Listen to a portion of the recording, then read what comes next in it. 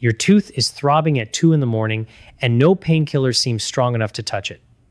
You know a dentist visit is coming, but the cost, the drill, the numbing needle, all of it makes you want to find another way first.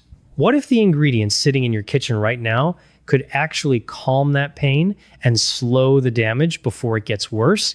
Tooth decay rarely starts as pain. It starts quietly as a thin film of bacteria feeding on sugar left behind after meals. That bacteria produces acid, and the acid slowly eats through the hard enamel layer protecting your teeth. Left unchecked, it moves deeper, reaching the sensitive dentin and eventually the nerve, which is when the real pain begins. By the time you feel it, the damage has usually been building for months. Most people assume brushing twice a day is enough to prevent this. But dentists often point out that how you brush and what you eat between meals matters just as much as how often. Frequent snacking on sugary or starchy foods keeps feeding that bacteria all day long, giving it constant fuel to produce acid.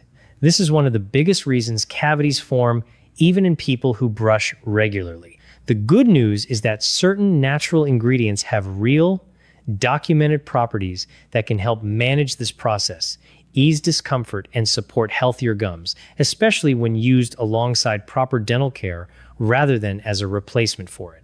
The first remedy is clove oil, and it has been used for tooth pain long before modern dentistry existed.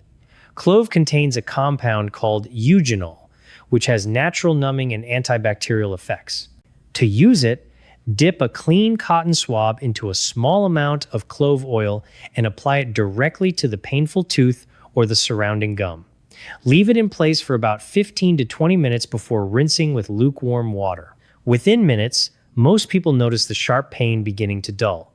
If the taste feels too strong, you can dilute a drop or two into half a glass of warm water and swish it gently instead. The second remedy is something almost everyone already has at home: salt water.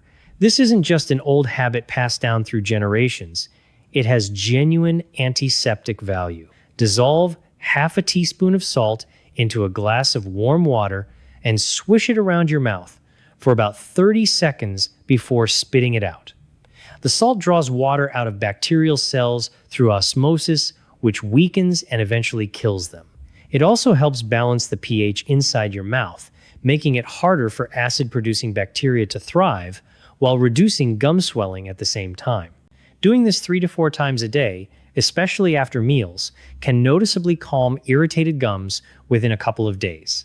The third remedy comes from the neem tree, long valued in traditional medicine for its antibacterial and anti-inflammatory properties. Modern research has confirmed that neem can help reduce the bacteria responsible for plaque buildup and gum disease, which is part of why you'll find it listed as an ingredient in many toothpaste brands today. You can chew on a clean neem twig as a natural toothbrush, apply a few drops of neem oil onto your regular toothbrush, or boil neem leaves, strain the liquid, let it cool, and use it as a mouth rinse. Regular use over several weeks tends to leave gums feeling firmer and less prone to bleeding. The fourth remedy is garlic, and while its smell puts some people off, its effectiveness is hard to ignore. Garlic contains allicin, a compound released when it's crushed, which has been shown to break down the outer walls of harmful bacteria. This makes it particularly useful against the specific bacteria linked to cavities and gum infections. Crush a fresh clove into a paste, apply it directly to the affected tooth, and leave it for about 10 minutes before rinsing thoroughly. If the odor lingers, chewing a small piece of parsley or mint afterward usually clears it quickly.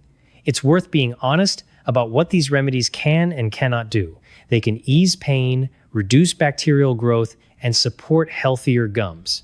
But they cannot reverse a cavity that is already formed, and they cannot replace professional treatment when decay has reached the nerve.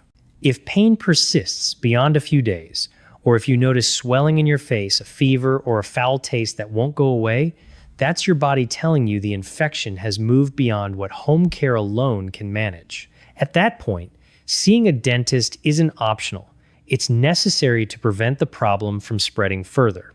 The real lesson here isn't that home remedies can replace a dentist. It's that most tooth decay is preventable long before it reaches a painful stage.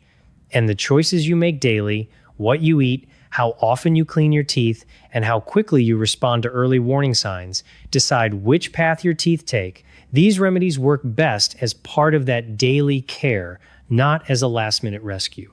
So the next time your tooth starts aching, you'll know your kitchen already holds real tools to ease that pain and support your recovery, while understanding exactly when it's time to let a professional take over. Prevention will always cost less than treatment, and now you know exactly where to start.